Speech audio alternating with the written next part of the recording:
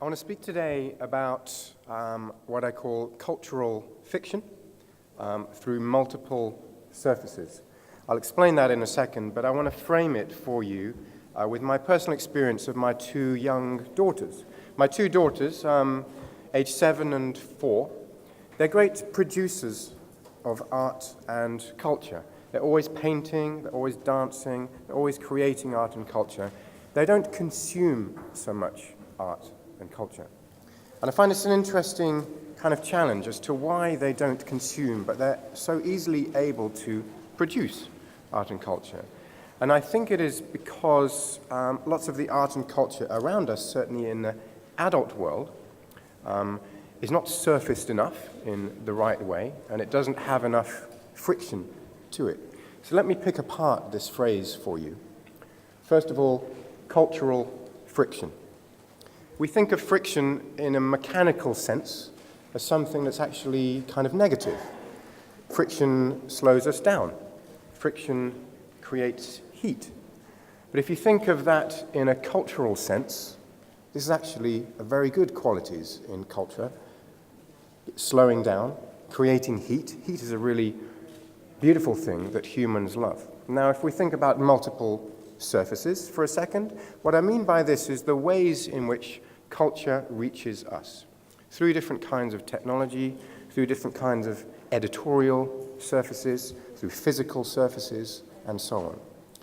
And the aim today is to tell you a little bit about our work at the Google Cultural Institute and how I hope that we and the cultural sector together can increase cultural friction through multiple surfaces. So, a bit about the Google Cultural Institute. We have two surfaces, if you will. Firstly is a public-facing surface that is a large, complex web and mobile platform for art and culture. And the second is a set of surfaces for cultural institutions. These are technologies that places, organizations, museums, institutions around the world use in order to get art and culture to the public. Today I'll speak mostly about the public-facing side of this, and I'll give you a quick introduction to our new web platform. This just launched last week. It's actually the Google Cultural Institute in various incarnations has been around about 5 years. And in the 5 years, we've had at least 4 major iterations of our web platform, 4 major surfaces of culture. It's fantastic to be sat next to Dale on the front row, whose previous company, Schematic, was responsible for the very first iteration of the Google Art project. And I think we've come a long way from a great beginning there. Let me just scan down this page to tell you a little bit about what I mean by surfaces. We have a daily digest here. This is editorial. This is from yesterday. We have 10 amazing facts about the color blue. Today in history, artists' lives, and so on. And as I scroll down more, you get various stories and introductions and surfaces to art. Scrolling back up, those are kind of an editorial snapshot, if you will, offering ways in to this huge, complex, fascinating, and rich world of art and culture. Opening the menu on the left, you can get a glimpse of some of the other ways that we surface this material. And of course, all of it comes from incredible partners with Google around the world. Let's take a look here. We have partnerships in over 70 countries, and over 1,100 cultural organizations have partnered with us, used our technology in order to surface that material. Everything we do is not for profit. There is no financial transaction between us and the organizations. Really, this is about getting culture to people.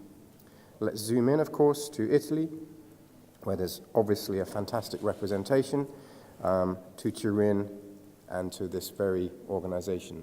It's a real privilege to visit today.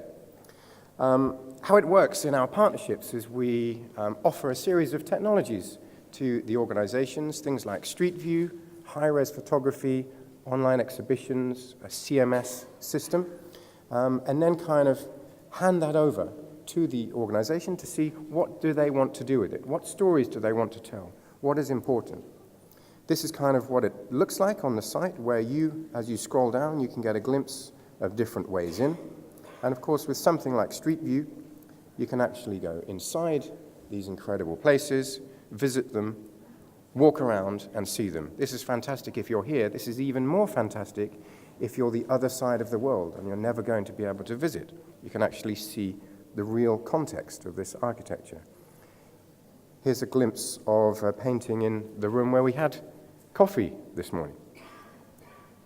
So here are a small sample of the collection of this organization, just 130 items, a kind of introductory sample, if you will. And one of the ways that we offer different surfaces here is what we've done here is sorted these by popularity. Here we've sorted them by time, and here they are sorted by color. Color is interesting. It is not traditionally a way that museums around the world organize their collections. However, it is a way that the general public have an emotional response to art and culture. So using this, amongst the several other, perhaps more scholarly ways in, allows another surface, another way to make this material accessible. And of course, we can go via medium and various other categories. If you go into one, you can see it in depth and begin to browse the collection.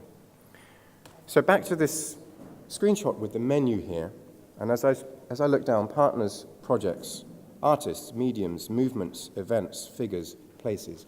All of these are different surfaces, different ways of getting material to people in a way that they may like, that they may respond to. Here we have art movements. This is all done algorithmically using analysis of text provided by those organizations. And here, historical events. This taps into what's called the Google Knowledge Graph, which drives Google search, and these are all understood as semantic entities and can be linked to individual items and stories. Historical figures, fairly self-explanatory, and places around the world. And here, we really get into this notion of not only showing art, but also telling stories of history and heritage from all over the world. Now, the projects part of the site is quite different. It's not algorithmic, it's definitely editorial. Here we work closely with experts at cultural organizations to take the user on a focused journey through a given topic, using artifacts, using street view, using storytelling, using technology to take people on a little journey, to introduce them to something complex and rich and beautiful, we hope. So here is a glimpse of a project about Cervantes, which just launched last week. And contained in that project, you get a number of different things. You get a set of exhibits, all curated by experts at cultural organizations. Nothing is curated by Google. You get virtual tours of relevant sites for Cervantes. Of course, you can browse individual artifacts, manuscripts, and so on, and see videos of experts talking about it and introducing the topic. Again, all of that comes from the partners who really know this topic. Bringing it all together, there's a really nice timeline that allows a kind of more sit-back experience where you can just sit back, listen, watch, and discover this topic for yourself. Google has a lot of different technologies, a lot of different products and services. And so within the Cultural Institute that you've seen there, we're very proud of what we do, and we hope that it's a very useful way of bringing art and culture in front of people. But not everyone has heard of the Google Cultural Institute, and not everyone starts their journey in the digital sphere searching for culture. People start in different ways, using different Google products. So Google Maps is an example. Often we might look at a map of a city as we're going to visit it, and then we see what's on the map, and then we click things and we discover about them. It might be restaurants, it might be museums, could be parks or anything. But from there, you can see that already you're just a couple of clicks away from your cultural starting point, even though you began on a map, all the way in to the palace and into Street View and into a similar culturally rich experience. And then if you're actively searching in Google search, so here this is the search for MoMA in New York, some really interesting things are happening on this page. If I just scroll down a little, And if you look on the right-hand side of the page, I'll just go back up and back down. This panel of information contains pretty authoritative information about MoMA from a number of different sources, not just from Google, from Wikipedia, and several sources. And you can see here, there's a little section called Events. So this is already telling you what is on at that organization right now. Popular times to visit. Artworks that are in the collection. So the Cultural Institute integrates with several other Google products and services in order to surface this material for the public. Mobile, as we've heard a little bit about today, mobile is increasingly the way that people consume media.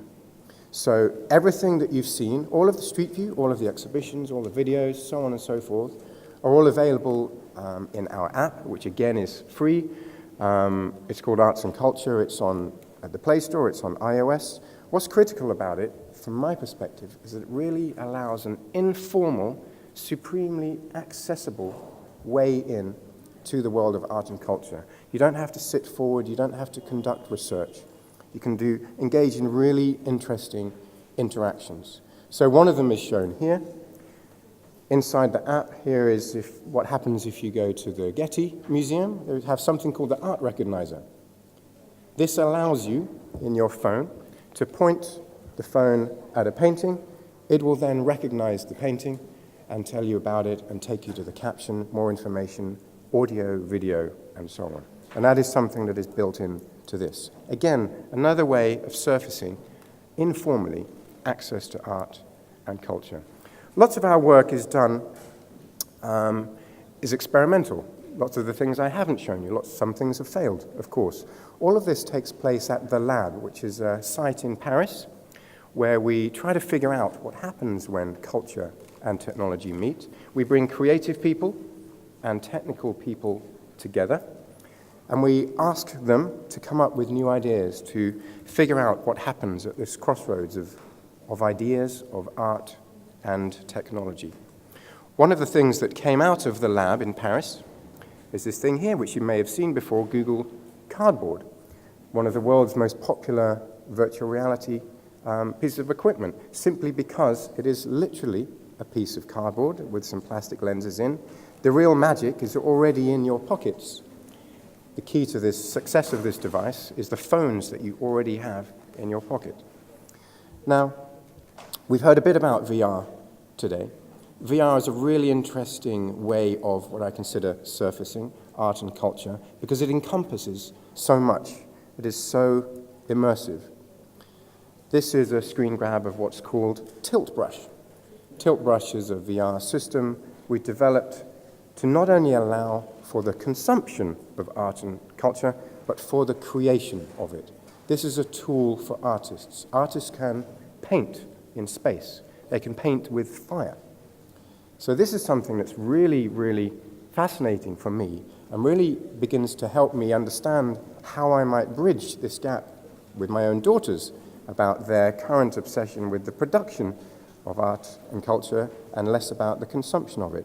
And of course, we've also heard a glimpse today of how this is not necessarily new, how there's a long history of virtual reality, of immersion. Take a look at this room that we're sat in and have a look at the ceiling for a moment. We have this trompe-l'oeil painting of the ceiling of a sky. Okay? We are immersed in the sky. And this painting above us is about 100 years old. To the two sides of the room, although you can't see the join, the paintings are about 200 years old. Okay? And there's something really interesting in this far corner of the room. If you look very carefully over to your extreme left, in the corner you'll see a small rectangle. And in a small rectangle you can see some different colors, which are flowers from the original painting of this space, which is 300 years old. What I love about this tiny rectangle here, this is a bit like an augmented reality interface of today. So this idea of immersion, of being surrounded by surfaces, is something that is increasingly compelling, is something that absolutely increases cultural friction. Here are my two daughters playing with Google Cardboard. They're absolutely obsessed by it. I'm delighted that it's the first way I found for them to consume art and culture in a way that absolutely engages them. And I think it's all of our responsibility here to find ways to increase cultural friction by using multiple surfaces. Thank you.